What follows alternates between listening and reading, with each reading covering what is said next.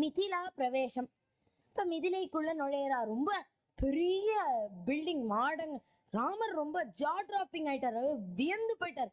என்னது, நம்ம அயோத்தியா தானே ரொம்ப பெரிய நகரம்னு நினைச்சிட்டு இருந்தோம், இது என்ன அதை விட செல்வ செழிப்போட மாட மாளிகைகள் என்ன, கூடை கோபுரங்கள் என்ன, ரொம்ப வியந்து போயிட்டார். அப்போ அந்த மிதிலாவின் கொடி ஒன்று இருந்ததாம். அது எப்படி இருக்குங்கிறார் காளிதாசன் ரகுவம்சத்துல, சீனாம் சுகைஹி, சைனீஸ் சில்க் மாதிரி இருந்ததாம்.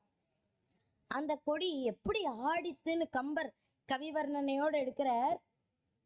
மையாறு மலரின் நீங்கி யான் செய் மாதவத்தின் வந்து செய்யவள் இருந்தால் என்று செழுமணி கொடிகள் என்னும் கைகளை நீட்டி அந்த கடிநகர் கமலச் செங்கண் ஐயனை ஒல்லைவா என்று அழைத்தது போன்றதம்மா.